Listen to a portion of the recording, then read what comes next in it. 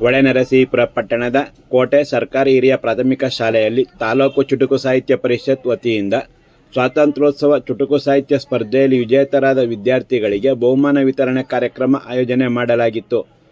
ಪ್ರಾಥಮಿಕ ಶಾಲೆಯ ವಿದ್ಯಾರ್ಥಿಗಳಿಗೆ ಸ್ವಾತಂತ್ರ್ಯಕ್ಕಾಗಿ ಬಲಿದಾನ ಮಾಡಿದ ದೇಶಭಕ್ತರು ಹಾಗೂ ಹೋರಾಟ ಮಾಡಿದ ಮಹಾನ್ ವ್ಯಕ್ತಿಗಳ ಬಗ್ಗೆ ತಿಳಿದುಕೊಳ್ಳಲಿ ಎನ್ನುವ ಉದ್ದೇಶದಿಂದ ಮಕ್ಕಳಿಗೆ ಸ್ವಾತಂತ್ರ್ಯೋತ್ಸವದ ಚುಟುಕು ಸಾಹಿತ್ಯ ಪರಿಷತ್ ಸ್ಪರ್ಧೆ ಏರ್ಪಡಿಸುವ ಮೂಲಕ ಅವರಲ್ಲಿ ಸ್ವಾತಂತ್ರ್ಯೋತ್ಸವದ ತುಡಿತ ಹೆಚ್ಚಿಸಿ ಮಕ್ಕಳು ಈ ಬಗ್ಗೆ ವಿವರವಾಗಿ ತಿಳಿದುಕೊಂಡು ಉತ್ತಮ ಕವನವನ್ನು ರಚಿಸಿದ್ದಾರೆ. ಅವುಗಳಲ್ಲಿ ಕೆಲವು ಚುಟುಕಾಗಿ ಇಲ್ಲದಿದ್ದರೂ ಅರ್ಥಗರ್ಭಿತವಾಗಿತ್ತು ಎಂದು ತಾಲೂಕು ಚುಟುಕು ಸಾಹಿತ್ಯ ಪರಿಷತ್ ಅಧ್ಯಕ್ಷೆ ಪ್ರೇಮ ಮಂಜುನಾಥ್ ತಿಳಿಸಿದರು. ಇಂತಹ ಸ್ಪರ್ಧೆಗಳಿಂದ ನಾವು ವಿದ್ಯಾರ್ಥಿಗಳಲ್ಲಿ ಕನ್ನಡ ಸಾಹಿತ್ಯದ ಬಗ್ಗೆ ಆಸಕ್ತಿಯನ್ನು ಮೂಡಿಸುತ್ತಿದ್ದೇವೆ. ಕನ್ನಡ ಕಾರ್ಯಕ್ರಮಗಳನ್ನು ಆಯೋಜಿಸಿ ಕನ್ನಡ ಬೆಳೆಸುವ ಕೆಲಸವನ್ನು ಮಾಡುತ್ತಿದ್ದೇವೆ ಎಂದರು. ಸ್ಪಂದನ ಸಿರಿವೇದಿಕೆ ಸಂಸ್ಥಾಪಕ ರಾಜ್ಯಾಧ್ಯಕ್ಷೆ ಕಲಾವತಿ ಮಧುಸೂದನ್ ಮಾತನಾಡಿ, ಕವಿ ದಿನಕರ ದೇಸಾಯಿ ಚುಟುಕು ಸಾಹಿತ್ಯ ಪರಿಷತ್ ಬ್ರಹ್ಮ ಎನಿಸಿಕೊಂಡಿದ್ದರು.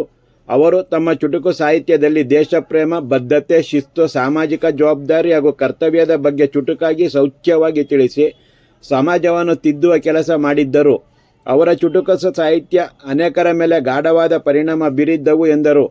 ಮುಖ್ಯ ಶಿಕ್ಷಕ ದವಲತ್ ರಾವ್ ಮಾತನಾಡಿ, ಮಕ್ಕಳನ್ನು ಶಿಕ್ಷಿಸಿದರೆ ಶಿಕ್ಷಕರಿಗೆ ಶಿಕ್ಷೆ ಆಗುವ ಈ ದಿನಗಳಲ್ಲಿ ನಾವು ಪುಟ್ಟ ಮಕ್ಕಳನ್ನು ಶಿಕ್ಷಿಸದೆ ನಾವು ಕೂಡ ಮಕ್ಕಳಂತೆ ಮಕ್ಕಳ ಜೊತೆ ನಲಿಯುತ್ತಾ ಕಲಿಸುತ್ತಿದ್ದೇವೆ.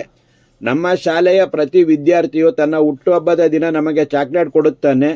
ನೀನು ಒಂದು ಕುಂಡ ಹಾಗೂ ಒಂದು ಸಸಿ ನೆಟ್ಟು ನಮ್ಮ ಶಾಲೆ ಆವರಣದಲ್ಲಿ ಇಟ್ಟರೆ ಚಾಕ್ಲೇಟ್ ತಿನ್ನುತ್ತೇವೆ ಎಂದಾಗ ಮಕ್ಕಳು ತಂದಿಟ್ಟು ಕುಂಡದಲ್ಲಿ ಸಸ್ಯವನ್ನು ಬೆಳೆಸುತ್ತಿದ್ದಾರೆ. ಎಲ್ಲ ಮಕ್ಕಳಿಗೆ ಗಿಡ ಮರಗಳ ಮಹತ್ವದ ಬಗ್ಗೆ ಮನದಟ್ಟಾಗುವಂತೆ ವಿವರಿಸುತ್ತಿದ್ದೇವೆ ಎಂದರು. ತಾಲೂಕು ಚುಟುಕ ಸಾಹಿತ್ಯ ಪರಿಷತ್ ಗೌರವಾಧ್ಯಕ್ಷರಾದ ದಿಲೀಪ್ ಕುಮಾರ್ ಜೈನ್ ಹಾಡನ್ನಾಡಿ ರಂಜಿಸಿದರು. ಶಿಕ್ಷಕಿ ಪುಷ್ಪಲತಾ ಅರ್ಥಗರ್ಭಿತ ಚುಟುಕುಗಳನ್ನು ಹೇಳುತ್ತಾ ಕಾರ್ಯಕ್ರಮ ನಿರೂಪಿಸಿದರು. ಕಾಪಾಡುತ್ತೇನೆಂದು ಛಲತೊಟ್ಟು ತನ್ನ ಪರಿವಾರದಿಂದ ದೂರವಿದ್ದು ದೇಶವೇ ತನ್ನ ಪರಿವಾರ ಎಂದು ಕಾಯುತ್ತಿತ್ತು. ದೇಶವೇ ತನ್ನ ಪರಿವಾರ ಎಂದು ಕಾಯುತ್ತಿತ್ತು. ಮಳೆ ಬಿಸಿಲು ಏನನ್ನು ಲೆಕ್ಕಿಸದೆ ದೇಶವೇ ತನ್ನ ಸ್ವರ್ಣಸವೆಂದು ದೇಶವೇ ತನ್ನ ಸ್ವಾತಂತ್ರ್ಯತಿದ್ದೇನೆ.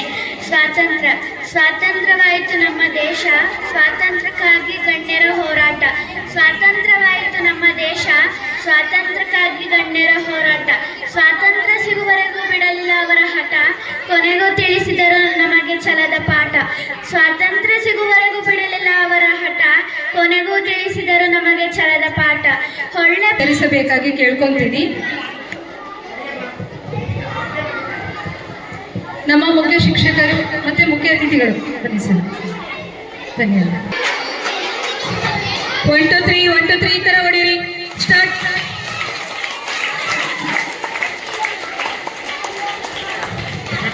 ಗಂಟಲು ಯಾಕೆ ನಿಂತಿದ್ದೀರಾ? ಕೂತ್ಕೊಳ್ಳಿ. ಯಾಕೆ ನಿಂತಿದ್ದೀರಿ ನೀವು? ಕೂತ್ಕೊಳ್ಳಿ.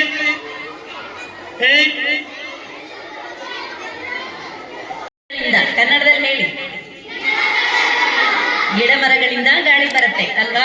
ನಮ್ಗೆ 1 ನಿಮಿಷ ಮುಚ್ಕೊಳ್ಳಿ. ಎಲ್ಲ ಬೆಳೆಸ್ಬೇಕು ಅಲ್ವಾ? ಈ ದಿನ ಮುಖ್ಯ ಒಂದು ವಿಷಯಕ್ಕೆ ಬರ್ತೀನಿ ನಾನು. ಮತ್ತೆ ನಮ್ಗೆ ಬರೀ ಆಟ, ಓದು, ತಿನ್ನು, ಮಲಗು ಇದೇ ಆಗೋಗ್ಬಿಟ್ಟಿರುತ್ತೆ ಅಲ್ವಾ? ಹಾಗಾಗಿ ಏನ್ ಮಾಡ್ತೀವಿ, ನಮ್ಮ ಮನಸ್ಸನ್ನ ಹಗುರ ಮಾಡ್ಕೊಳ್ಳೋದಕ್ಕೆ ಒಂದಷ್ಟು ನಮ್ಮ ಅನಿಸಿಕೆಗಳನ್ನ ದಾಖಲೆ ಮಾಡ್ತಾ ಹೋಗ್ತೀವಿ. ಇದು ಒಂದು ಹವ್ಯಾಸ. ಇದೇ ಒಂದು ರೀತಿ ಹಾಸ್ಯ ಆಗತ್ತೆ ಅಥವಾ ವ್ಯಂಗ್ಯ ಆಗತ್ತೆ, ಟೀಕೆ ಆಗತ್ತೆ.